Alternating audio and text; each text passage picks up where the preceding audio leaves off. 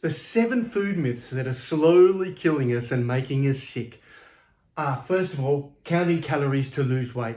There is no good scientific evidence to demonstrate that counting calories is great for weight loss, despite the fact that the government is out there and they've got all these calorie counting things at all of the fast foods and other places and so on. It's got no relevance to weight loss and health and well-being whatsoever. In fact, the biggest problem with this is it's a distraction from what's real, and that is nutrition. We need to count nutrients, not calories. Now, of course, I've spoken on this already on some of my other videos, so check my other videos if you want more in-depth information about this. And of course, please subscribe below, because this is the type of information that can make a big difference to your health and everyone else around us.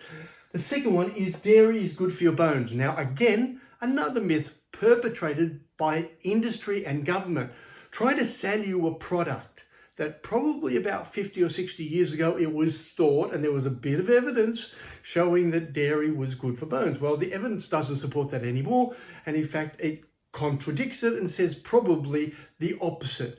That is, the more dairy, the greater the risk you have of bone loss over a lifetime and so on. So the message is, it's a good, healthy, focused nutritional program. Again, that's what really counts.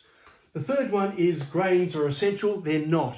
They're not an essential part of our food, despite the fact that we have the food pyramids and various food maps and plates and everyone being told this is how much grains you should be eating. The reality is the populations who don't have grains don't put on as much weight. They're healthier, they live longer, and generally much better for you not having grains than grains. Now, if you are going to grains, it is whole grains, but there is no essential requirement to have grains.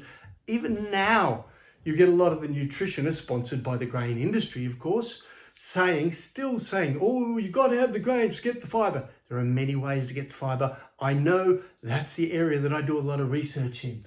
Then we get down to meat is not good for you. I'm sorry, there is a lot of evidence, more and more evidence coming out lately showing that meat is actually good for you. It's the most available form of energy and nutrients that we can get, the single most form. In other words, if you're stuck on a tropical island, what would you be rather stuck with? Some plants and other bits and pieces? Well, I'd probably like to be stuck with a little bit of meat because it is such a complete food. Now, of course, there are good meats, and the research demonstrates that the processed meats, e.g. these are the salamis and the bacons and all those, because of the toxins like nitrates that they put in them, aren't good for you.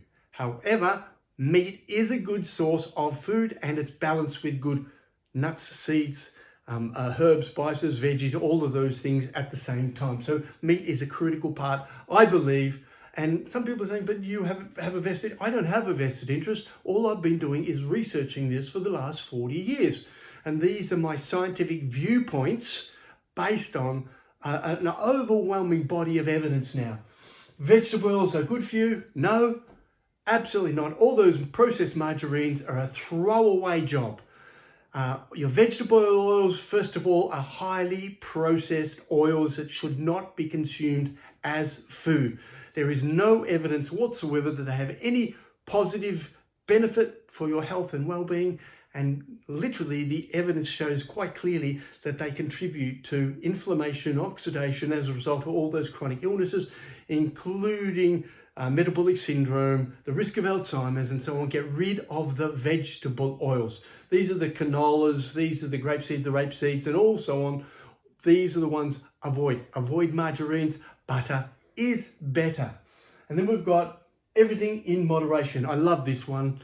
This is killing everyone. Everyone's, oh, but it's in moderation. I'll just have one. Moderation doesn't exist in the 21st century for the very simple reason we're already overeating processed foods, eating the wrong type of foods, eating far too much, too often. And someone comes along and says, oh, but moderation, oh, I'll just have a little bit of this and a little bit of that and a little bit of this. The answer is no, I'm sorry, moderation doesn't exist in the 21st century. So we need to take a big look at what we're eating and saying, okay, great, have that. Don't try and justify moderation causes. And the final myth, and that is this one, you can trust the government and food industry. There is far too much money involved History shows us, whether it's the seed industry, the sugar industry, the processed food industry, and government have been corrupted throughout the last 50, 60 years and misleading and misrepresenting science. So it is very, very clear you can't trust the government. Look at what they've been telling you, and what I've been telling you here, it contradicts what the government's saying. Well, you can believe the government or you can believe me. In this case, it's pretty simple. I go via the science, and there are thousands of people who support what I say, and there are people from industry and government who support what they say because they have to. That's a line that they toe. These are the myths. Now, if we all of a sudden change those myths out there and say, okay, let's get back to science, let's get back to basics, let's get back to healthy eating, it would make a huge difference to every single form of chronic illness that we're now confronted with. And of course, subscribe to the channel below, have a look at the other videos that I've got on all of these topics, and let's make a difference.